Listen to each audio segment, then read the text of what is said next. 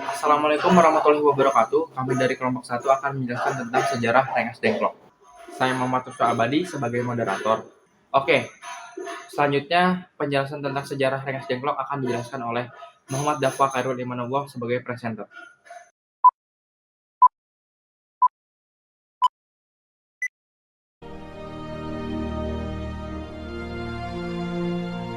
Proklamasi. Kami, bangsa Indonesia, dengan ini menyatakan kemerdekaan Indonesia. Hal-hal yang mengenai pemindahan kekuasaan dan lain-lain diselenggarakan dengan cara saksama dan dalam tempo yang sesingkat-singkatnya. Jakarta, 17 Agustus 1945, atas nama bangsa Indonesia, Soekarno, Hatta.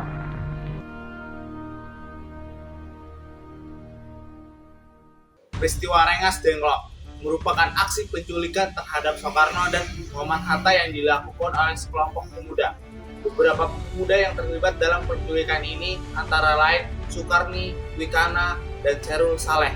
Mereka semua merupakan anggota dari perkumpulan Menteng 31. Jiwa kepahlawanan mereka tergerak setelah berdiskusi dengan Ibrahim, gelar Dato' Tan Malaka, yang tergabung dalam gerakan bawah tanah. Pada 16 Agustus 1945, Soekarno bersama dengan Fatmawati dan Guntur Soekarno Putra yang saat itu berusia 9 bulan serta Muhammad Hatta yang dibawa ke Rengas Dengklok oleh Sudanco Singgih, seorang anggota PETA, dan sejumlah pemuda lainnya di Rengas Dengklok, Karawang. Para pemuda mendesak Soekarno dan Hatta untuk segera memproklamasikan kemerdekaan Republik Indonesia. Soekarno dan Hatta menolak tuntutan tersebut. Sebelumnya, telah ada kesepakatan antara golongan tua, Soekarno, Hatta, dan Mr. Ahmad Subarjo, dengan golongan muda mengenai waktu yang tepat untuk melaksanakan proklamasi kemerdekaan Republik Indonesia. Namun, para pemuda tetap mendesak Soekarno dan Hatta untuk segera mempercepat proklamasi kemerdekaan. Meskipun menghadapi desakan, Soekarno dan Hatta tetap tidak mengubah pendiriannya. Khairul Saleh dan teman-temannya yang berada di Jakarta kemudian menyusun rencana untuk merebut kekuasaan. Namun rencana yang mereka susun tidak berhasil karena tidak semua anggota PETA mendukungnya. Tujuan para pemuda membawa Soekarno dan Hatta sebenarnya memiliki maksud yang baik, yaitu agar Soekarno dan Hatta tidak terpengaruh oleh Jepang. Berita yang menyebutkan bahwa Jepang akan menyerah kepada sekutu telah terdengar. Meskipun demikian, para pemuda terus berusaha meyakinkan Soekarno dengan mengatakan bahwa Jepang telah menyerah dan para pejuang Indonesia termasuk golongan muda telah siap untuk melawan Jepang apapun resikonya. Kronologi peristiwa Rengas Dengklok. Peristiwa Rengas Dengklok adalah momen bersejarah di mana tokoh organisasi berhasil meyakinkan para pemuda untuk tidak terburu-buru dalam memproklamasikan kemerdekaan. Sebelumnya, Bung Karno dan Bung Hatta merencanakan bahwa proklamasi kemerdekaan Republik Indonesia akan diumumkan pada Jumat 17 Agustus 1945 di lapangan Ikada, kini disebut dengan Monas, atau di rumah Bung Karno di Jalan Pegangsaan Timur nomor 56. Namun, akhirnya diputuskan untuk membacakan proklamasi di rumah Bung Karno. Keputusan ini diambil karena ada pengumuman acara lain di lapangan Ikada, dan tentara Jepang berjaga-jaga untuk mencegah potensi kericuhan di sana, termasuk saat pembacaan naskah proklamasi. Oleh karena itu, rumah Bung Karno menjadi lokasi yang lebih aman dan sesuai. Sebelumnya, Bung Karno dan Bung Hatta bersama-sama menyusun teks proklamasi di Rengas Dengklok. Teks tersebut disusun di rumah seorang Tionghoa, yaitu Bijou Giesong.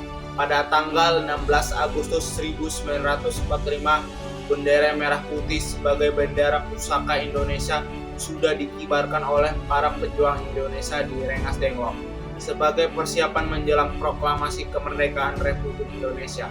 Sementara itu, para pemuda di Jakarta belum mendapatkan kabar terkini dari Rengas Dengklok. Yusuf Kunto dikirim untuk berunding dengan para pemuda di Jakarta, tetapi ia hanya berhasil bertemu dengan Wikana dan Mr. Ahmad Soebarjo. Mereka berdua berangkat ke Rengas Dengklok untuk menjemput Soekarno, Muhammad Hatta, Fatmawati, dan Guntur. Sesampainya di Rengas Dengklok, Ahmad Soebarjo mengajak Bung Karno dan Bung Hatta untuk segera kembali ke Jakarta guna membacakan proklamasi kemerdekaan Republik Indonesia. Pembacaan proklamasi tersebut kemudian dilakukan di Jalan Pegangsaan Timur nomor 56, yaitu di rumah Bung Karno pada tengah malam tanggal 16 Agustus. Rombongan dari Rengas Dengklok tiba di Jakarta untuk melanjutkan peristiwa penting berikutnya. Hasil peristiwa Rengas Dengklok pada tanggal 17 Agustus 1945, peristiwa bersejarah mencapai puncaknya ketika pernyataan proklamasi kemerdekaan Republik Indonesia secara resmi dikumandangkan. Teks proklamasi ini disusun oleh sejumlah tokoh besar, termasuk Soekarno, Muhammad Hatta, Ahmad Soebarjo, Sudiro, dan Sayuti Melik. Dalam penyusunan teks proklamasi ini, Sayuti Melik memiliki peranan penting. Ia bertugas mengetik naskah menggunakan mesin tik yang diambil dari kantor perwakilan Angkatan Laut Jerman, milik Mayor Dr. Herman Kandeler.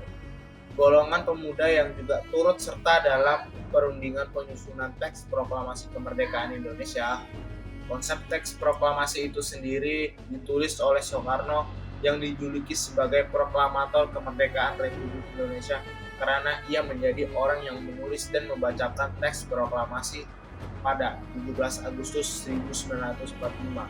Acara pembacaan proklamasi dimulai di kediaman Soekarno, yaitu di Jalan Pegangsaan Timur nomor 56 pukul 10. Soekarno membacakan teks proklamasi dengan pidato singkat dan tidak menggunakan naskah tertulis. Acara ini dihadiri oleh beberapa tokoh penting seperti Soeharto, Wilopo, Gafar Pringgodipdo, Tabrani, dan Trimurti. Setelah pidato singkat dan pembacaan teks proklamasi kemerdekaan Republik Indonesia oleh Soekarno selesai, bendera merah putih yang dijahit oleh Fatmawati mulai dikibarkan. Sambutan juga disampaikan oleh Soeharto yang saat itu menjabat sebagai wakil wali kota Jakarta, serta sambutan dari Muardi selaku pimpinan barisan pelopor. Bendera pusaka yang dikibarkan pada saat itu kini disimpan di Museum Tugu Monumen Nasional. Bendera merah putih tersebut tetap menjadi bendera bangsa Indonesia hingga saat ini untuk mewakili semangat dan kemerdekaan negara Indonesia. Peristiwa ini menjadi tonggak sejarah yang mengukuhkan kemerdekaan Republik Indonesia, sebuah momen bersejarah yang diabadikan dan dirayakan setiap tahun pada tanggal 17 Agustus.